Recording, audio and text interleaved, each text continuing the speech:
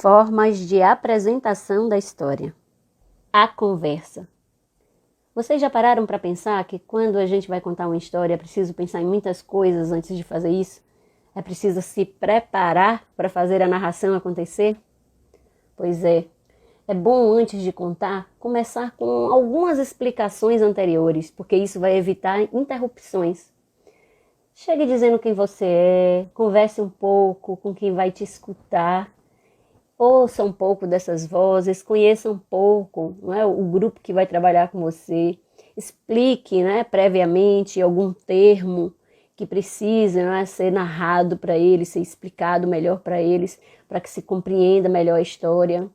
Se tiver algum elemento desconhecido, vocês também podem trazer esse elemento, tanto mostrá-lo quanto falar sobre ele, descrevê-lo. Então comece sempre conversando sobre você e depois falando um pouco sobre as palavras ou sobre os elementos desconhecidos dos ouvintes que podem ser mostrados ali, seja numa imagem ou seja o próprio objeto, que apareça na frente deles.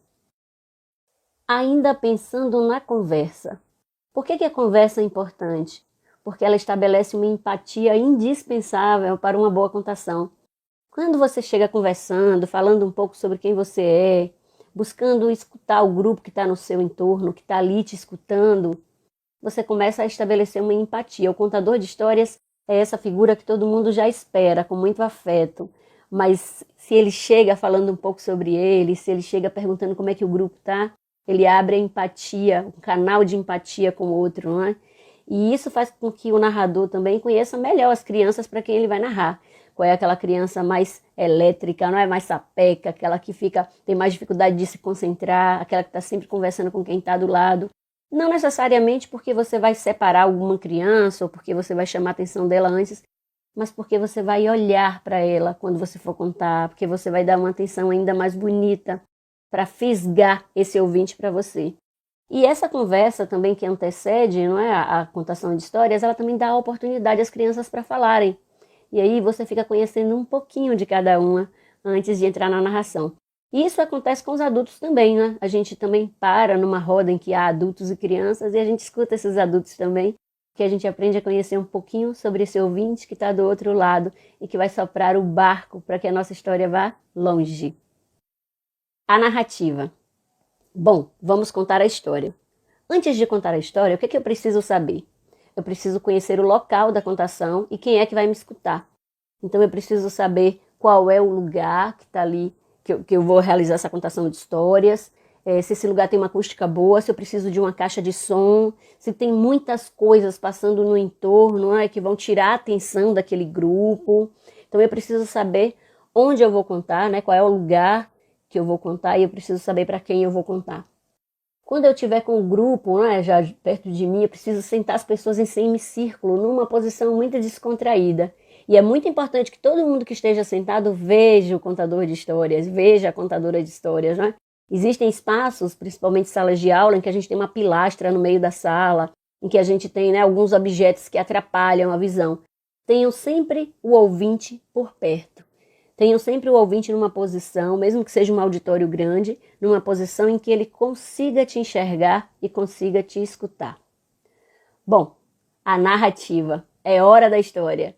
Já fiz todas as coisas que são prévias a ela. Agora é momento de contar.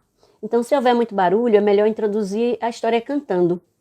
Eu costumo usar um acalanto, uma cantiga de rodas, alguma coisa que já seja, inclusive, do imaginário daquele grupo, que as crianças já conheçam, que os adultos que estão naquela roda já conheçam, porque isso vai facilitar a nossa integração, Às vezes eu canto um acalanto que diz assim: esse menino não é meu, me deram para criar, o consolo de quem ama é poder acalentar. Mas eu posso escolher uma outra coisa, Eu posso dizer assim: nessa rua tem um bosque que se chama solidão. Dentro dele mora um anjo que roubou meu coração. E foi esse anjo que me contou essa história, que aconteceu há muitos e muitos anos. E por aí vai, A gente começa a narrativa. Então é bom sempre ter uma introdução, fazer uma espécie de moldura, né, antes da história chegar na boca da gente. Não há horário adequado para contar história, toda hora é hora de ouvir histórias, embora alguns povos digam que contar história de dia não é bom, porque nasce rabo, né, e outras coisas mais que são ditas por aí, mas eu acredito que não tem horário para contar história, não. Desde que a criança seja bem esperta, com a escuta dela sensível, né, apurada, querendo nos ouvir, ou esse adulto que veio até nós também querendo escutar uma história. Sempre é hora de contar, toda hora a história é bem-vinda. A narrativa, ainda pensando nela, qual seria o tempo, né, estimado para a gente contar uma história? Bom, se a gente estiver com um grupo de crianças muito pequenas, o ideal é que a gente conte de 5 a 10 minutos no máximo, porque geralmente é o tempo de escuta, né, que tem prazo de validade. Mas se você tiver com crianças maiores ou com adultos, você pode contar até uma história de 15 a 20 minutos. Eu já estive em sessões em que durante 1 hora uma contadora de histórias narrou sem parar as histórias das 1001 Noites e a gente ficou ali todo ouvidos, adultos e crianças misturados, né, numa grande comunidade, escutando, escutando, escutando. Então isso é relativo, a gente traz para dar um norte, mas existem crianças que ficam mais tempo escutando, existem crianças que ficam menos tempo, existem adultos que também vão ficar menos de 20 minutos, de 15 minutos, existem adultos que gostam um pouco mais, depende da vivência que esses sujeitos têm, não é? Com a formação de plateia, com esse universo do letramento literário. Então, é só um direcionamento para a gente ter uma ideia. E evitem interrupções, só se for um adendo. Nunca pare a narrativa para falar sobre ela, para responder uma pergunta, para divagar sobre uma outra coisa, senão você corre o risco de não conseguir mais voltar para ela. Mas ao final, com certeza, dê oportunidade para que todo mundo possa falar. E isso é muito importante porque, mesmo que eu não faça uma pergunta disparadora, mesmo que eu não diga se eles gostaram da história ou não pergunte algo muito específico, pode ter certeza que o público sempre tem alguma coisa para dizer para nós. A narrativa.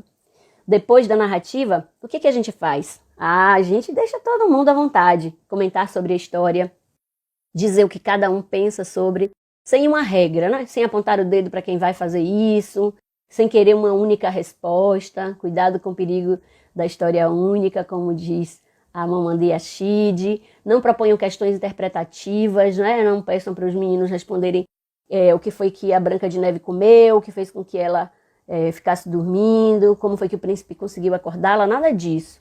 Deixa a criançada e deixa os adultos também, que tem uma criança dentro deles, deixar fluir, não é, esse comentário sobre a história.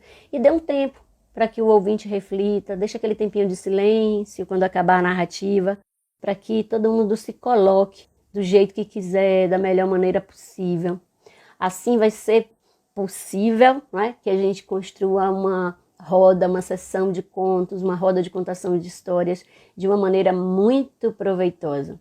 Ah, e não esquece, escolhe sempre uma história que você tenha afeto, uma história que tenha tocado seu coração, uma história que você saiba que vai poder contar de cor.